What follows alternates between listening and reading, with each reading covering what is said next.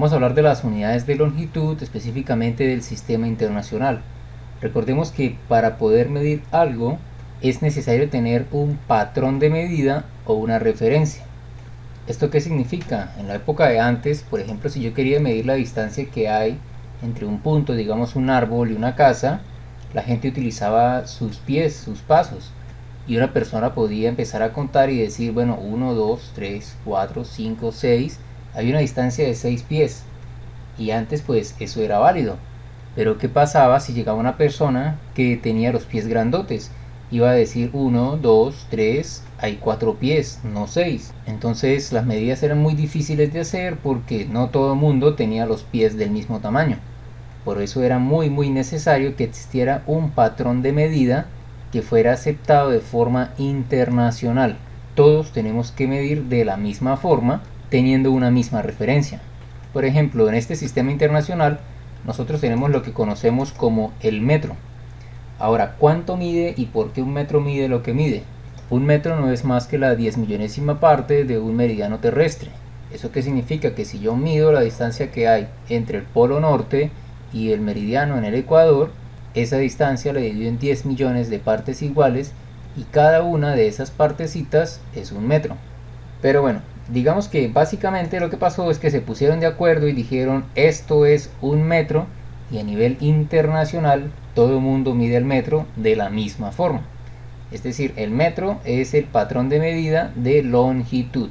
Para medir distancias es el que más se utiliza. Pero después de creado el metro no fue suficiente. Si queríamos medir magnitudes más pequeñitas que el metro, fue necesario crear lo que se llaman los submúltiplos. La palabra sub viene de, por eso los submarinos, o sea, está por debajo de. O sea, algo que sea más pequeño que el metro tiene submúltiplos. Entonces, supongamos que esto es un metro. Si nosotros queremos medir algo más pequeño, tenemos que recurrir a medidas como el decímetro. Entonces, el decímetro no es más que la décima parte de un metro. ¿Eso qué significa? Que un metro va a tener 10 decímetros. Por eso dice deci, es la décima parte de un metro. Con eso estoy midiendo cosas más pequeñitas que un metro. Pero si lo que quiero medir es más pequeñito, voy a agarrar un decímetro, lo voy a partir en 10 pedacitos iguales y voy a decir que cada una de esas partecitas se llama centímetro. Entonces un decímetro tiene 10 centímetros.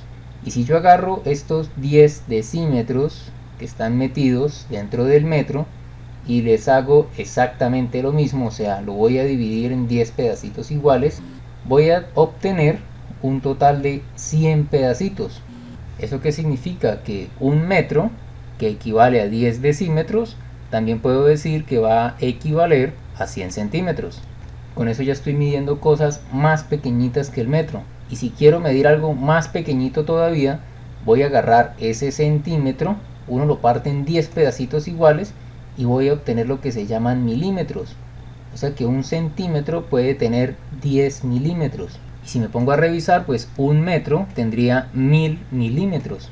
Por otra parte, también estaba el inconveniente de qué hago yo para medir cosas mucho más grandes que un metro. En este caso se utilizan los múltiplos del metro.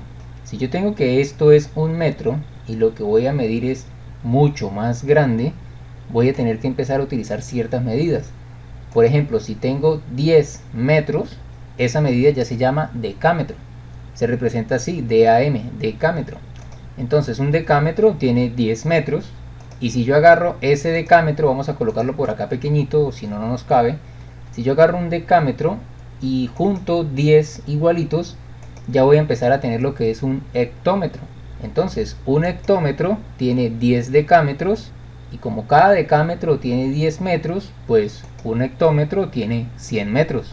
Ahora si yo agarro ese hectómetro, voy a colocarlo por acá más pequeñito, y agarro y agrupo 10 hectómetros, esos 10 hectómetros para mí es lo mismo que un kilómetro. Entonces vamos a poner un kilómetro tiene 10 hectómetros y por tanto un kilómetro tiene 1000 metros. Con esto ya puedo medir magnitudes mucho más grandes que el metro.